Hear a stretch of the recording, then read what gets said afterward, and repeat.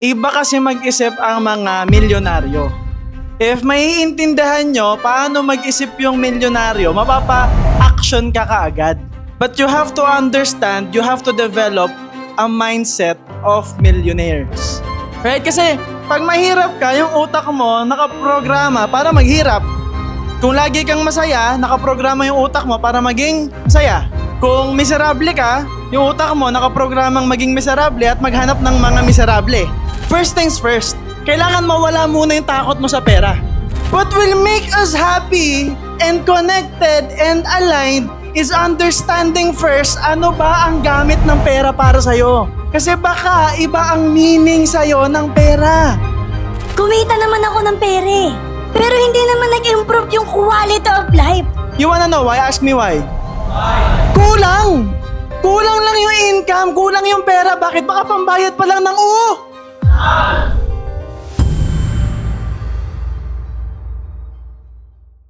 Sino dito gusto yumaman? Sino dito gusto mag-improve yung buhay nila? Right. Sino dito handang mahirapan? Handa mapagod? Mapuyat? Ma-reject? Okay, sino dito yung sinabi mo, handa kang ma-reject, handa kang mapuyat, nakataas ka, wee! Pero hanggang ngayon, hindi mo yung ginagawa.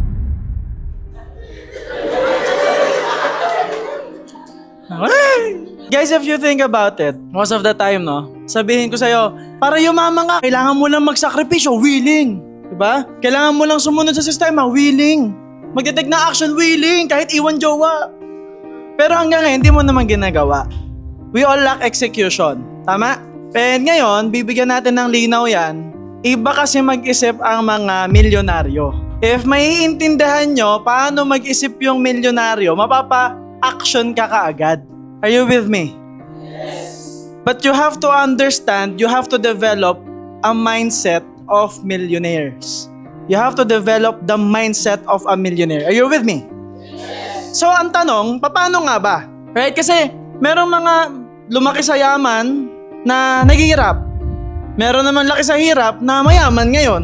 Sa bottom line, wala sa kinalakhan. Tama. Wala sa kinalakhan lang. Pwedeng dahilan yon pero kayang baguhin. So you guys have to understand, teka, ang simple ng buhay if you're a computer right now, if you're a computer, you have a mind. Tama ba? Tingnan mo katabi mo, may mind ba yan? May mukha namang meron. Okay. Ba't sabi sa likod? Oh, if you have a mind, yung utak mo may programa. Tama? So ang computer, pwede mong i-program para magpalabas ng show from Netflix, from yung paborito mo, yung Budol Max, ano yan? Budot Max? Or pwedeng manood ng magandang video or pwedeng iprograma mo yan para gumawa ng pera. So ibig sabihin, pag mahirap ka, yung utak mo nakaprograma para maghirap. Kung lagi kang masaya, nakaprograma yung utak mo para maging masaya. Kung miserable ka, yung utak mo nakaprogramang maging miserable at maghanap ng mga miserable. Diba? Kaya miserable lagi nakikita mo. Yun, nakatingin ka sa salamin, char. Joke lang po. Kung ang utak mo nakaprogramang yumaman, lagi kang may nakikitang opportunity. In some way, you will always find opportunities. Are you with me? So pag-usapan natin, teka, ano bang klaseng utak meron ang mga milyonaryo? Para ika-copy-paste nyo na lang siya. Because if you can run a program, kailangan mo lang i-copy-paste yung program na yon para makuha mo. Ang mahirap lang sa atin, ayaw mong i-copy-paste, ayaw mong i-copy. Sinusulat mo, hindi mo kinakopy. Pinapakinggan mo, hindi mo kinakopy. So aralin natin paano nyo makukuha. Okay tayo? Yes. Nang pinakauna na kailangan nating maintindihan, yung tinatawag na quality of life. Bakit linawakan natin into quality of life? A lot of people takot magkapera kasi marami tayong nakita na yumaman pero hindi nagbago yung quality ng buhay nila. Lalong napariwara, lalong napasama, lalong na-stress sa buhay. Tama. Alright? So, kailangan maintindihan mo yung buong konteksto na pag marami kang pera, your overall quality of life will improve. First things first, kailangan mawala muna yung takot mo sa pera. Kailangan naiintindihan mo na, teka, pag may pera ako, may kasunod. It's embracing the reality na, teka, there's a use for money. Tignan mo, pag usapang pera, halata mo agad sa audience sino walang pera eh. Di ba? Usapang pera, sabi ng mga audience,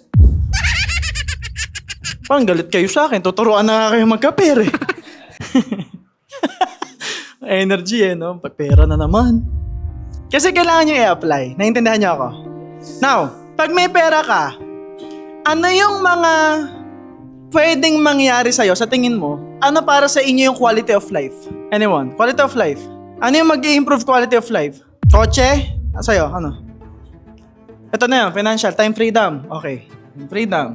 Pera na yun, ano pa? Ano sa lifestyle? Be specific. Ano yung mag-i-improve ng quality of life mo? Relationship. Ano pa? Health, kalusugan. Okay. When we say quality of life, ano pa? Anyone else? Fulfillment. Ano pa? Meron pa? May mga naisip pa kayo? Pwede mas specific.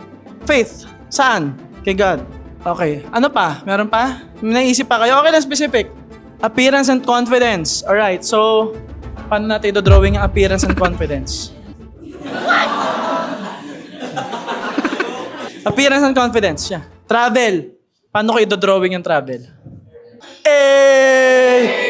Maka-aeroplano? Yes! Sino nagsabi hindi? Travel? Meron pa? May naisip pa kayo? Convenience?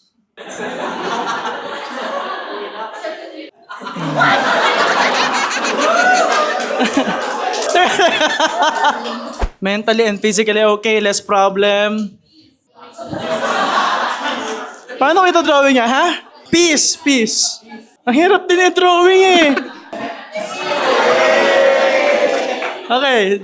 Shelter? Bahay. Okay. Shelter, iba na sa isip ko eh. Kakabagyo lang kasi. Okay, bahay. Nakaangat. Okay, meron pa ba? May hahabol pa. Sa bottom line, di ba saya nyo? Nakita nyo pinag-usapan lang natin yung gamit ng pera. Everyone is like, pero nakatingin ka lang kasi sa kawalan ng pera. O tingnan mo, bumalik na naman.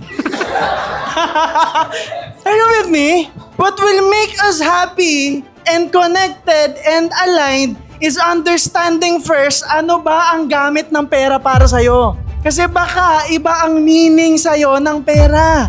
Kung bata ka pa lang ang pera, pinag-aawayan sa inyo, sa utak mo, hindi maganda pera. Pero kung ang pera, alam mong nagagamit sa mabubuting bagay, ikaw maganda pera. So kailangan, unawain mo, i-embrace mo, pag may pera ako, ito yung makukuha ko. Ngayon, probably may nag-react sa inyo, sa utak nyo, sir, kumita naman ako ng pera pero hindi naman nag-improve yung quality of life. You wanna know why? Ask me why. Kulang! Kulang lang yung income, kulang yung pera. Bakit? Baka pambayad pa lang ng Baka pambayad mo pa lang yun ng utang. Baka pang expenses pa lang yun. Hindi talaga mag-improve buhay mo. Kailangan kaya mong i-compute.